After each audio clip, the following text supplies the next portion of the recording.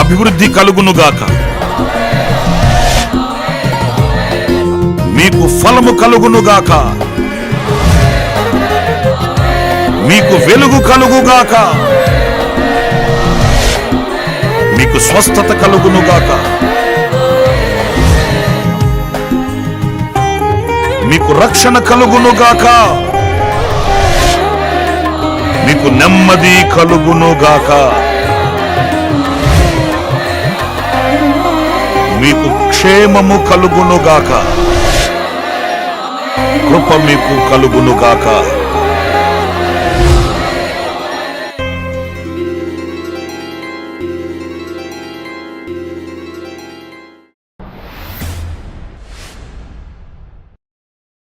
Praise the lord. ప్రభు అయిన యేసుక్రీస్తు నామములో మీ అందరికీ మా హోసన్నా మినిస్ట్రీస్ తరపున హృదయపూర్వకమైన వందనాలు తెలియపరుస్తున్నాను. ప్రభు మిమ్మల్ని దీవించి ఆశీర్వదించునుగాక. ఈ దినమంతయు విశేషమైన కృప నా దేవుడు మీకు సమృద్ధిగా అనుగ్రహించునుగాక. ప్రియులారా, ఈ అనుదిన కృప అనే పరిచర్యల్ని ప్రతిరోజు మీకు చేరువవుతున్న ఈ సందేశాలని అనేకులకు తెలియపరచండి. వారు కూడా ఆధ్యాత్మికంగా బలపరచబడడానికి, ప్రతిదినం దేవుని వాక్యపు వెలుగుని వాళ్ళు అనుభవించడానికి మీదైన శైలిలో మీరు సహాయం చేయాలని, అనేకులకు పరిచయం చేయాలని నేను ఆశిస్తూ నేను మీకు తెలియపరుస్తున్నాను. మీరు కూడా ఈ పరిచర్యలో పాలు పొందండి, ప్రతిఫలాన్ని పొందుకొనండి. ఈ పూట పరిశుద్ధ గ్రంథంలో ఒక ఆశ్చర్యకరమైన దీవెనకరమైన మాటని మనం చదువుదామండి. యెషయా గ్రంథం 38వ అధ్యాయం 5వ వాక్యం.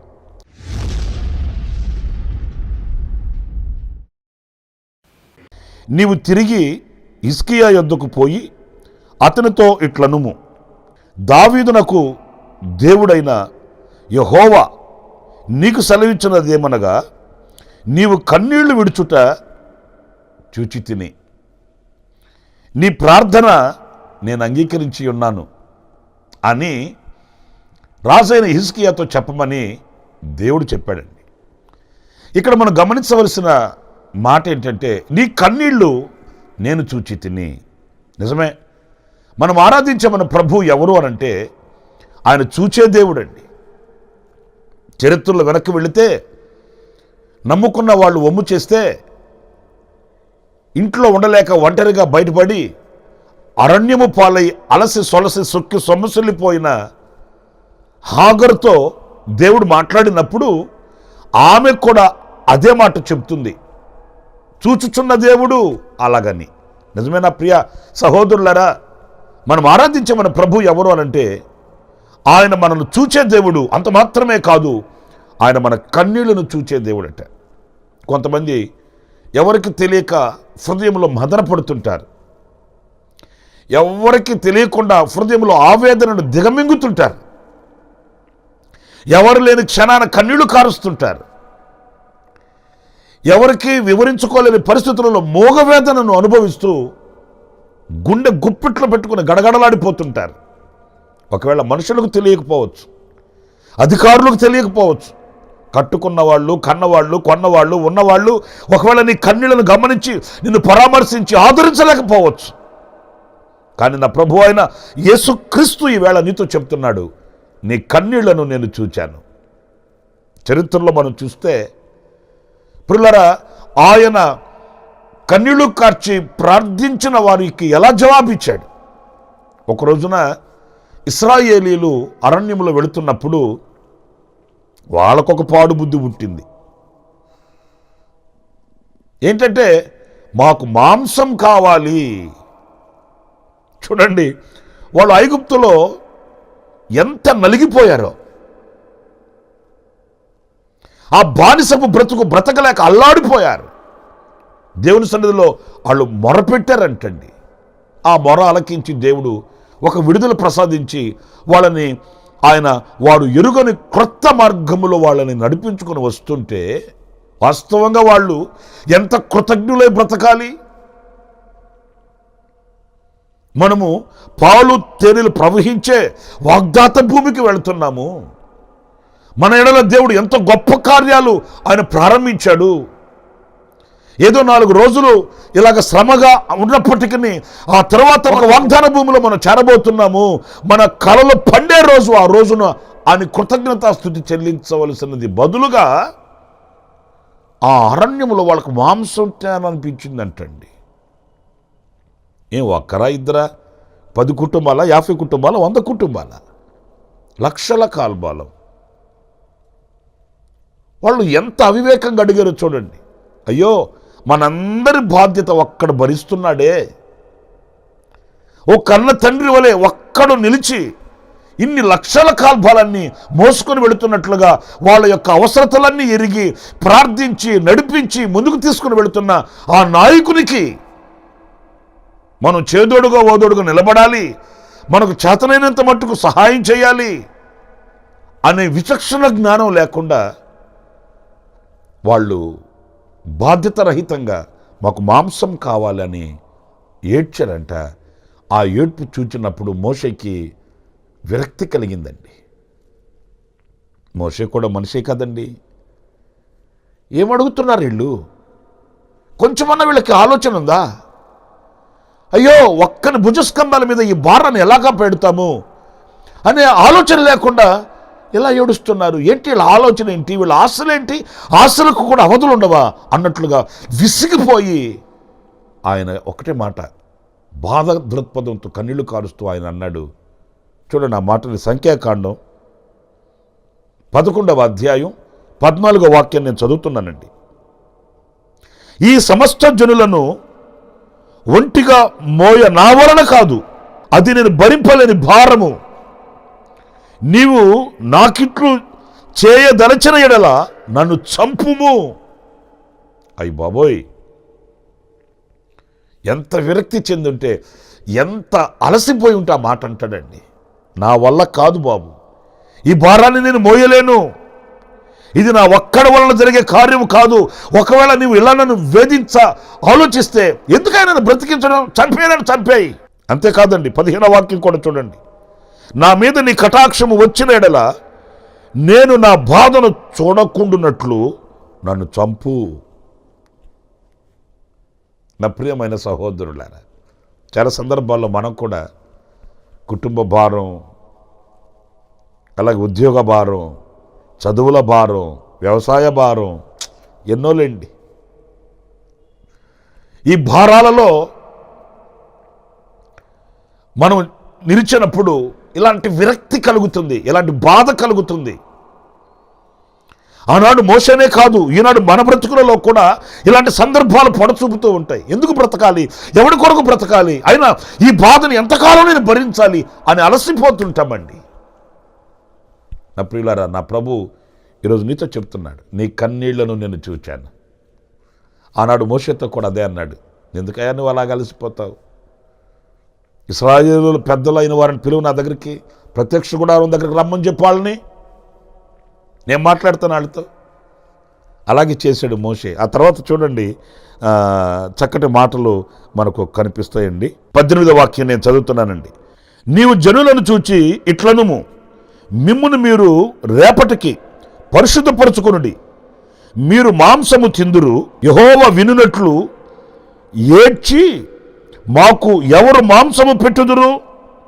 ఐగుప్తులో మాకు బాగుగానే జరిగినదని మీరు చెప్పుకొంటిరి గనుక యెహోవా మీకు మాంసమిచ్చును, మీరు తిందురు. 1 దినము కాదు, 2 దినములు కాదు, 5 దినములు కాదు, 10 దినములు కాదు, 20 దినములు కాదు, 1 నెల దినముల వరకు. పురుగారు చూడండి వాక్యంలో, మోషే ఏమో నన్ను చంపేయి, నేను బ్రతకను అని ఆయన కన్నీళ్ళు పెడుతుంటే దేవుడు అన్నాడు, నీవు అంత కన్నీళ్ళు పెట్టాల్సిన అవసరం లేదు, నీ కన్నీళ్ళను నేను చూచాను, ఇశ్రాయేల్ పెద్దలను రమ్మని చెప్పి ప్రభు చెప్తున్నాడండి. నేను వాళ్ళకి మాంసం తినిపిస్తాను, నేను వాళ్ళ అక్కర తీరుస్తాను, నేను వాళ్ళ అవసరతను తీరుస్తాను, వాళ్ళ యొక్క వాంఛను నెరవేరుస్తాను, తీరుస్తాను, వాళ్ళని తృప్తిపరుస్తాను. ఎంత గొప్ప దేవుడునండి. ఈరోజు మనమేమో మన పిల్లల్ని ఎవరు చూస్తారు, వాళ్ళకి ఫీజులు ఎవరు కడతారు, వాళ్ళకి మంచి భవిష్యత్తు ఎవరు చూపిస్తారు, మనకున్న అవసరతలను బట్టి ఇంటి అద్దె ఎవరు కడతారు, ఇప్పుడున్న అవసరతలు ఏంటి, ఇవన్నీ తలంచుకొని చికాకు చెందుతుంటాము. కానీ దేవుడు అంటాడు, నేను తీరుస్తానయ్యా. ఆయనకు అసాధ్యమైనది ఏముందండి? ఆయనకు మరుగైనది ఏముందండి? నా ప్రియమైన సహోదరులారా, ఆయన మన కన్నీళ్లు తూచే దేవుడు గనుక ఆ కన్నీళ్లు ఆయన తుడుస్తాడు, మన అవసరతలు ఆయన తీరుస్తాడు. ఆయన మన విషయమై ఆయన శ్రద్ధ కలిగిన దేవుడండి.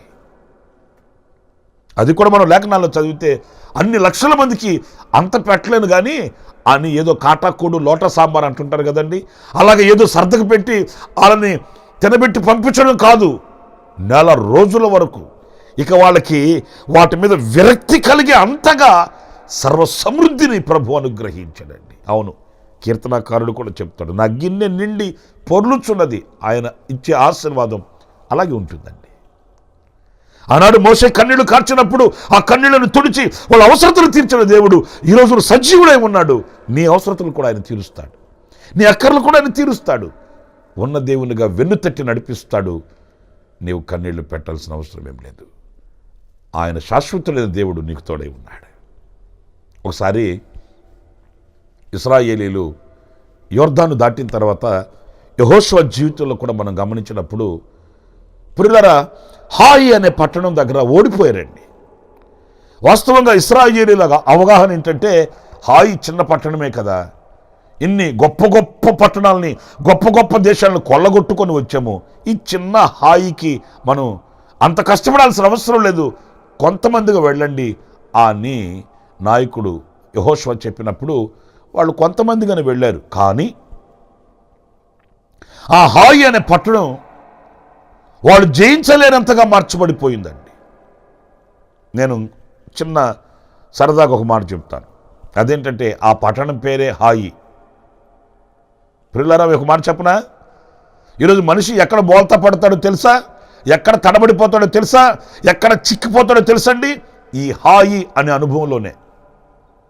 హాయిగా బ్రతకాలి, హాయిగా తిరగాలి, హాయిగా తినాలి, అంతేనండి. ఈ హాయి హాయి హాయి జీవితంలో పెనుభూతమైపోద్ది.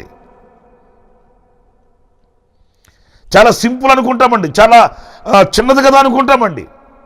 చాలామంది అంటుంటారు, ఏమండి వాళ్ళు అట్లా బ్రతుకుతున్నారు, వీళ్ళు ఎలా బ్రతుకుతున్నారు, వాళ్ళు ఎలా ఉంటున్నారు, వాళ్ళు ఎలా తింటున్నారు, మేము హాయిగా బ్రతకలేకపోతున్నామండి. ఇక ఆ ఆలోచన వచ్చిందంటే ఇక ఈ హాయి అనేది మనం కృంగతీసేదేనండి. అలాగే జరిగింది ఆ రోజున. ఆ హాయి పట్టణం ఇశ్రాయేలీయుల్ని తరిమిందండి. యెహోషువ కన్నీళ్లు పెడుతున్నాడు. చూడండి, యెహోషువ గ్రంథం 7వ అధ్యాయం 6-7 వాక్యాలు నేను చదువుతున్నానండి. యెహోషువ తమ బట్టలు చింపుకొని తానును ఇశ్రాయేలీయుల పెద్దలను సాయంకాలము వరకు యెహోవా మందసము ఎదుట నేల మీద ముఖములు మోపుకొని తమ తలల మీద ధూళి పోసుకొని, అయ్యో ప్రభువా యెహోవా, మమ్మను నశింపచేయునట్లు అమోరీయుల చేతికి మమ్మను అప్పగించుటకు ఈ జనులను, ఈ యోర్దానును నీవెందుకు దాటించితివి? చూసారండి, రగులుతున్న హృదయ ఆవేదన. మమ్మల్ని యోర్దాను దాటించి తీసుకుని వచ్చావు కదయ్యా, ఎర్ర సముద్రాన్ని దాటించి తీసుకుని వచ్చావు కదయ్యా, మరి ఈ రోజున ఈ అమోరీయుల చేతికి మమ్మల్ని అప్పగించుటకా? మేము జయించలేకపోతున్నాము, వాళ్ళ ఎదుట నిలబడలేకపోతున్నాము. చూడడానికి అది చిన్న హాయి పట్టణమే, కానీ ఈ రోజున వాటి చేత మేము తరమబడుచున్నామయ్యా అని కన్నీళ్లు కార్చాడు. నా ప్రియమైన దేవుని బిడ్డలారా, ప్రభు అన్నాడు, ఎందుకు మీరు ఇలా కన్నీరు కారుస్తున్నారు, కారణం ఏంటి? దాన్ని వెదకండి. దేవుడు వాళ్ళని పరిశుద్ధపరిచాడు, వాళ్ళలో ఉన్న అవిధేయతను తొలగించాడు, అపజయాన్ని పొందడానికి గల కారణాలేంటో ఎత్తి చూపించాడు. అంతేకాదు, ఆ హాయిని జయించుకొని ముందుకి వాళ్ళని తీసుకుని వెళ్ళాడండి.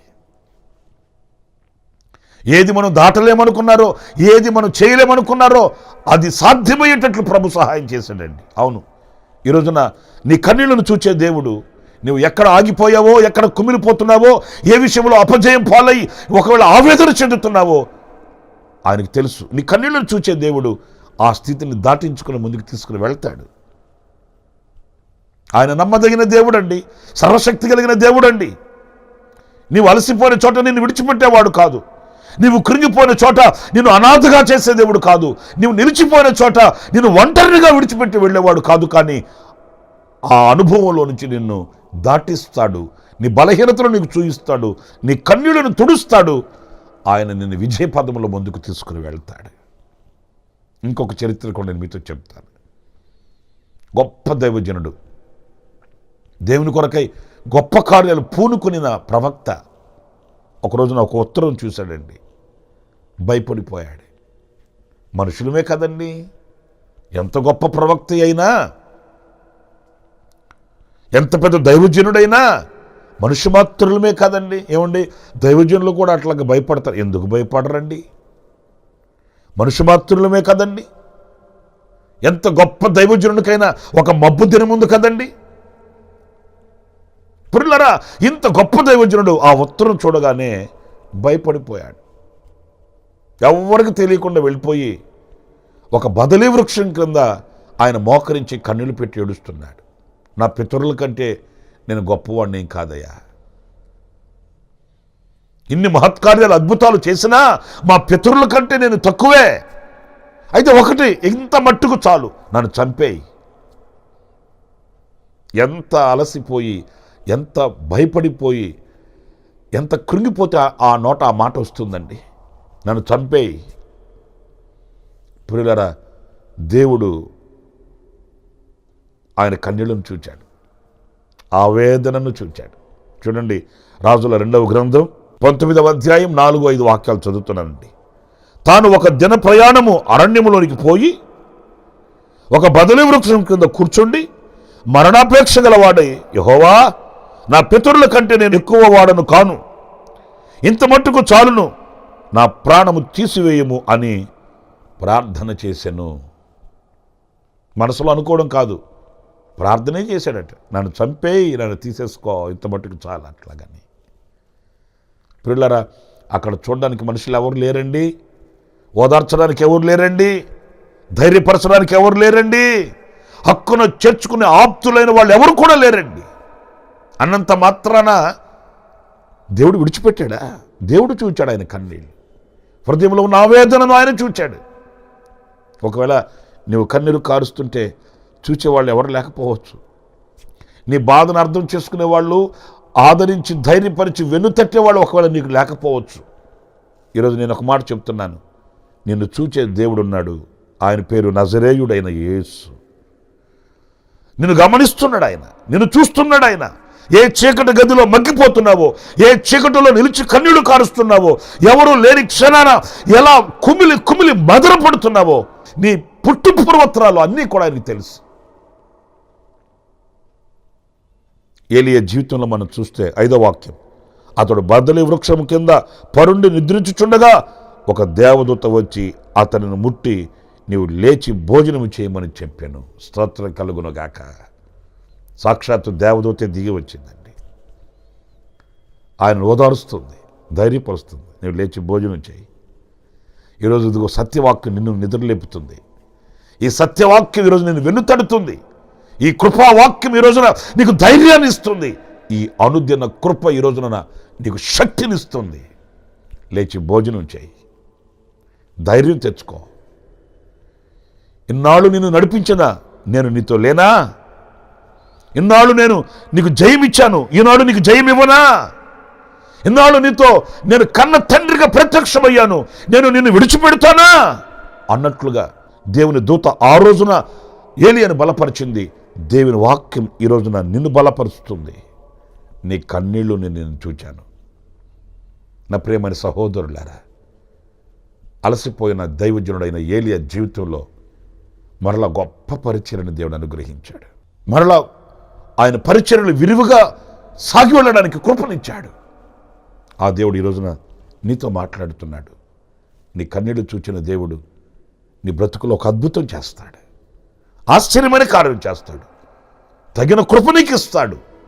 నీవు అలసిపోయిన దానిలోనే విస్తారమైన దీవెన కలిగేటట్లుగా నీ బ్రతుకులో ఒక నూతన అధ్యాయాన్ని ప్రారంభిస్తాడు. ఆ కృపగల దేవుడు నీకు తోడై ఉండుగాక. తలలు వంచండి, ప్రార్థన చేసుకుందాం. కృపా సత్య సంపూర్ణుడ, జీవాధిపతి అయిన ప్రభువా, మీకు వందనాలు చెల్లిస్తున్నాను. మా కన్నీళ్లను చూచే దేవుడు, మా కలవరాలను చూచే దేవుడు, మా కొరకు దిగు వచ్చి మాకు సహాయం చేసే దేవుడు. ఈ మాటలు వింటూ ఎవరు కృంగిన స్థితిలో ఉన్నారో వారిని లేవనెత్తండి. ఎవరు కన్నీరు కార్చుచున్నారో వాళ్ళ కన్నీళ్లను తొడవండి. వారికి కావలసిన అక్కరలు తీర్చే రెక్కల నీడలో దాచి భద్రపరచమని ఇదిగో ఈ మాటలు వింటున్న నీ బిడ్డలు మీ చేతులు సమర్పిస్తూ యేసు నామములో ప్రార్థించుచున్నాను తండ్రి, ఆమెన్, ఆమెన్. నా ప్రభు విశేషమైన కృప దీవెన ఈ దినమంతా మీకు అనుగ్రహించి నడిపించునుగాక. ఆయన కరుణా కటాక్షములు మీకు తోడై ఉండుగాక. ఆమెన్.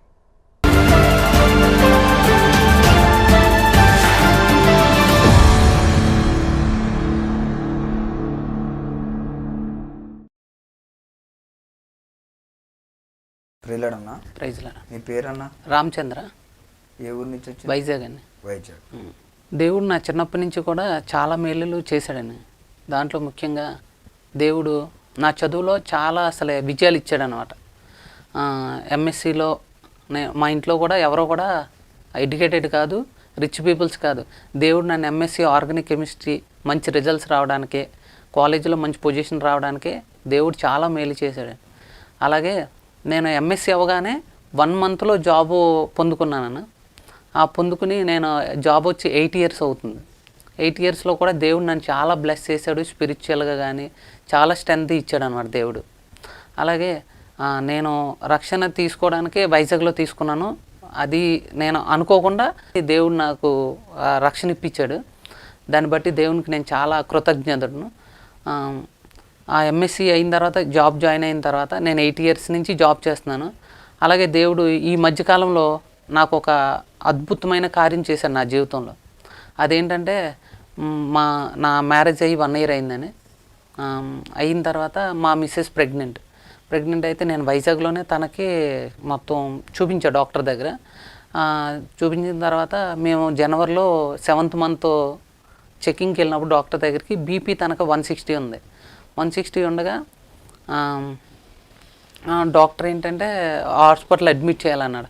మళ్ళీ ఆయన 1 minute హాస్పిటల్ వద్దు, ట్యాబ్లెట్స్ రాతాను, అప్పుడు కంట్రోల్ అవ్వకపోతే అప్పుడు అడ్మిట్ చేసుకుంటానన్నారు. మేము టెస్టులు రాశారు, ట్యాబ్లెట్స్ ఇచ్చారు. 3 days తర్వాత మళ్ళీ వెళ్తే 140 డౌన్ అయింది. ఓకే, కంట్రోల్ అయింది కదా అని మేము నార్మల్గా ట్యాబ్లెట్స్ వాడామండి. వాడిన తర్వాత February 1st తన్నే మా ఊరు తీసుకురావాలి, తాడేపల్లిగూడెం. వాళ్ళన్నీ వచ్చి తీసుకొచ్చాడు. నేను 5th బయలుదేరి మా తాడేపల్లిగూడెం వచ్చాను, మా ఊరు. వచ్చిన తర్వాత శ్రీమంతం అయిపోయింది, ప్రేయర్ చేసుకున్నాం, అంతా అయిపోయిన తర్వాత నేను మళ్ళీ 9th రిటర్న్ అయిపోవాలి. ముందు రోజు తనకి సివియర్గా కొంచెం హెడ్ అంతా పట్టేసి వామిటింగ్స్ ఇవన్నీ అయినాయి. మేము హాస్పిటల్కి వెళ్ళి చెక్ చేసేసరికి 180 ఉంది బీపీ. ఆ 180 బీపీలో మేము ఏం చేయాలో తెలియలేదన్నమాట. వెంటనే మేము ఏలూరు హాస్పిటల్ తీసుకొచ్చాం. హాస్పిటల్ తీసుకురాగానే 190 ఉంది. తనకి అది నైటు 10 o'clock, 10 to 11 అమ్మాయికి 10 injections చేశారు. 10 injections చేస్తే బీపీ 1 hourలో కూడా అలాగ స్టేబుల్ అయిపోయి ఉంది. 180 అలాగా 180, 190 తగ్గలేదన్నమాట.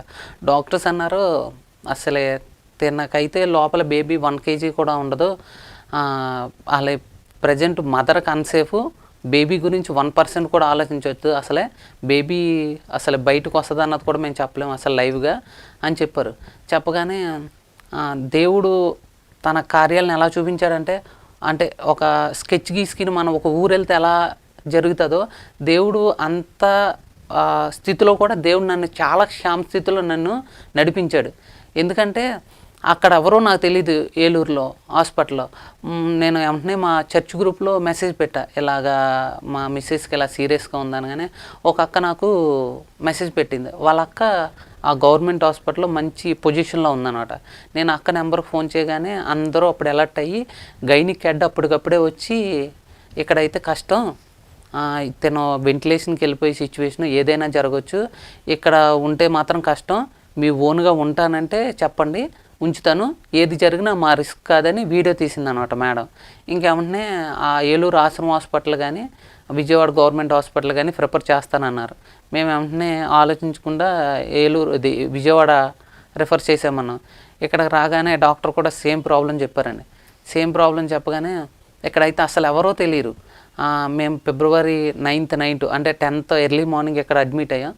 అడ్మిట్ అయ్యగానే నాకు ఒకటే ఏడుపు అనమాట. ఎందుకంటే ఏం జరుగుతుందో తెలియట్లేదు అసలే. తనేమో ఐబీపీ. అసలు బేబీ అయితే లోపల 1 kg కూడా ఉండదు, ఆ మదర్నే సేవ్ చేయడానికి చూస్తాం, బేబీ గురించి 1% కూడా మీరు ఆలోచించవద్దు అసలు అని. ఈ విషయం మదర్కి తెలిస్తే ఎక్కడ అప్సెట్ అయిపోద్దా, మళ్ళీ బీపీ హై అయిపోద్దని ఒకటే ఏడుపు. అప్పుడు నాకు ఓషన్ మినిస్ట్రీలో ఒక అక్క నాకు స్పిరిచువల్గా తెలుసు. నా ప్రేయర్ రిక్వెస్ట్ అక్కకు మెసేజ్ పెట్టగా నా అక్క ప్రేయర్ చేసింది. 11th మధ్యాహ్నం నన్ను పిలిచి డాక్టర్ ఆపరేషన్ చేయాలి, నార్మల్ అవ్వడానికి లేదు, నార్మల్ అవ్వట్లేదు, మేము చాలా ట్రై చేసాం, ఎందుకంటే నెలలు లేదు 8th monthలో ఇంకా అనేసరికి ఇంకా సర్లే అని సైన్ చేశాను.